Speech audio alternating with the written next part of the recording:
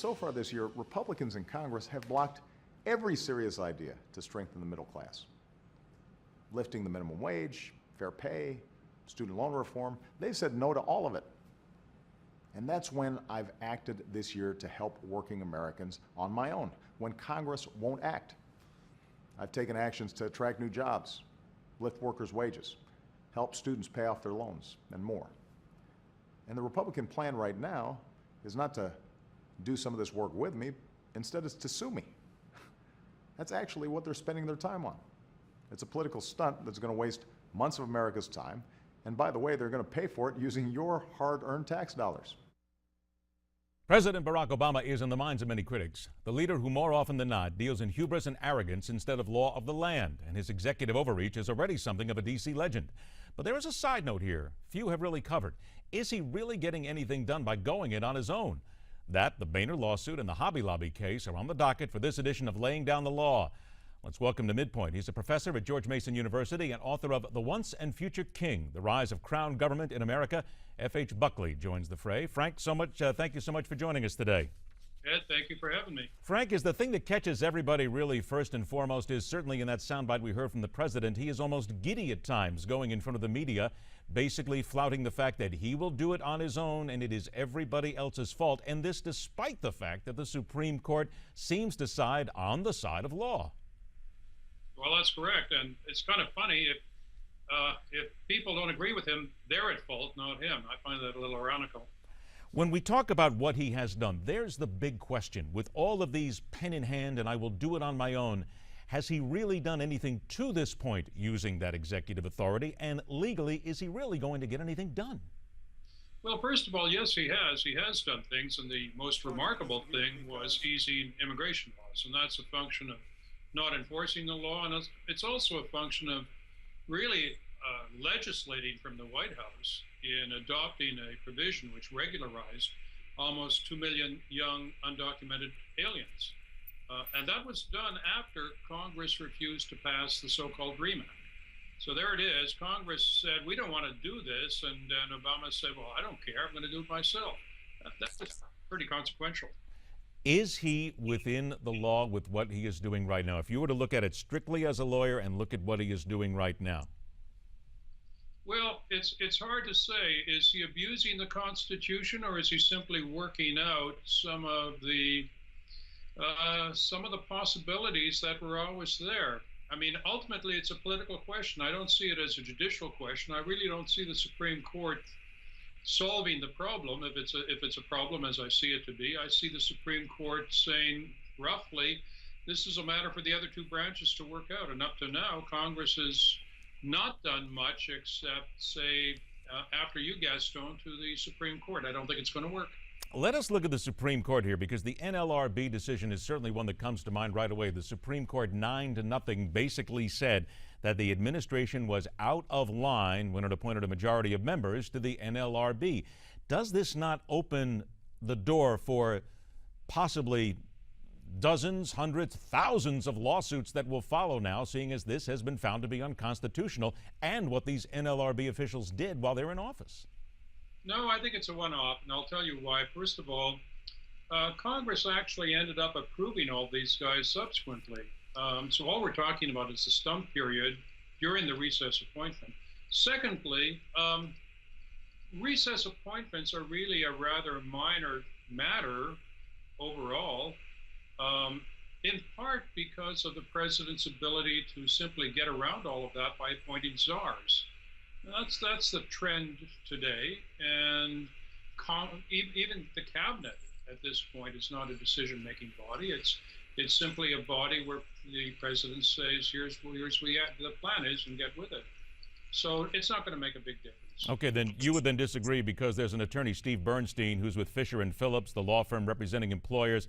He said that basically the new board could get bogged down in exercises of retrospection, and it may be good news for these 600 companies that were given adverse determinations between January 2012 and July 2013 when the board was in session. So you don't find any merit in that? No, I don't, because it's always possible retroactively to validate all of that. And with the majority on the board being Obama's appointees at this point, I don't see why that wouldn't happen. So I don't see that as a game even worth fighting over. All right, let's talk about another game that some people is not worth fighting over. John Boehner's lawsuit, called by many a publicity stunt, called by some an idea and a possibility of generating and re-energizing the base and getting them at least excited that the Speaker of the House is doing something here. From the legal standpoint, where do you fall? Well, I see it more as a political issue. It's a matter, for me, of John Boehner refusing to do what he might do congressionally to block the president by throwing it over to the courts. Would this really get anywhere? I think not, largely because the Supreme Court has, in the past, had a real tendency to defer to the political branches or to stay away from political issues. You know where you saw that? John Roberts on Obamacare. So I don't think the Supreme Court will do much about it. But even then, here's how you look at it.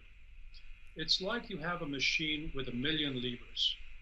And if the Supreme Court struck down one lever, that would still leave 999,999 other levers. It wouldn't make a big difference.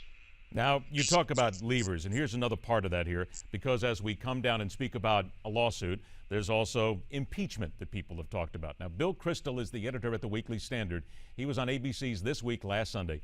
He said part of the problem with impeachment, and I want you to hear this soundbite from him as well, is that it would result in Joe Biden's ascension to the presidency. Take a listen. Yeah, no responsible Republican elected official has called for impeachment, and one problem with it is, of course, you just get Joe Biden as president. The Republican task is to elect a Republican Senate and elect a Republican president in 2016, not to create a phony issue which allows Democrats to make Republicans look extreme. So Republicans are not going to impeach President Obama. They are, I think, going to make the case for why a Republican Senate could check President Obama in 2015 and 2016, and why a Republican president is needed to replace President Obama. Now, looking at this impeachment issue here, do you see any legal reasoning here? Because certainly impeachment is something that deals in big specifics here. In your legal opinion here, has the legal barrier been reached to where impeachment is logical and doable? You know what? I'm a realist here. I don't think there is a legal barrier, in the sense that if you impeach and convict the president, there's no appeal therefrom. And therefore, the standard is whatever the House and the Senate says it is. But in any event, it's foolish to even talk about this stuff, given the fact that there are no circumstances in which you would find the Senate willing to convict. So it would be purely a matter of spinning one's wheels. The only time, to imagine impeachment, you have to imagine a president in one party, the House in another party, and 2/3 of a Senate in the other party. And that happened once in American history, in 1868. I don't see it happening in my lifetime, or my daughter's. Is this really nothing more than really bad theater at this point? Yeah, that's a good way of characterizing it. You know what? It's not just bad theater, it's buck passing. And it seems to me that ultimately it's a political issue, and ultimately you have to ask Congress to do something. And then really, ultimately, it's a matter of the American people saying this is not the constitutional regime we wanted. This is what George Mason said is an elected monarchy. Is it almost, when you talk about that, there are people who can want to look at the Republicans and say this is extreme. Does this make the Republicans look extreme and sometimes almost desperate?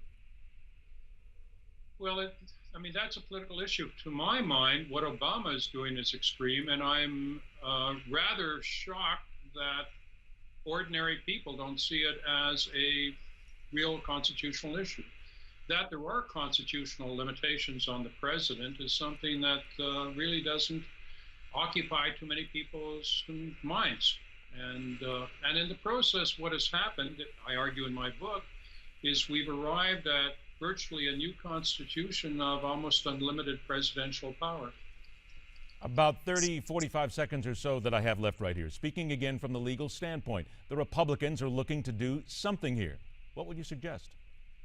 Well, what they're going to have to do is use some of the other powers they have, which is principally the power of the purse.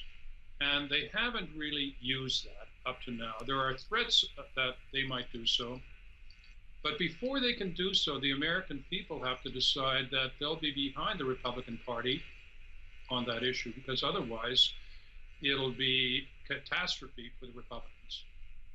All right, I want to remind everybody once again, let's show our viewers here your book, which you have mentioned a couple of times here. We want to make sure that they know all about this, The Once and Future King, the rise of crown government in America, and certainly what we are talking about here, many would believe is certainly a rise of crown government here under the Obama administration as well.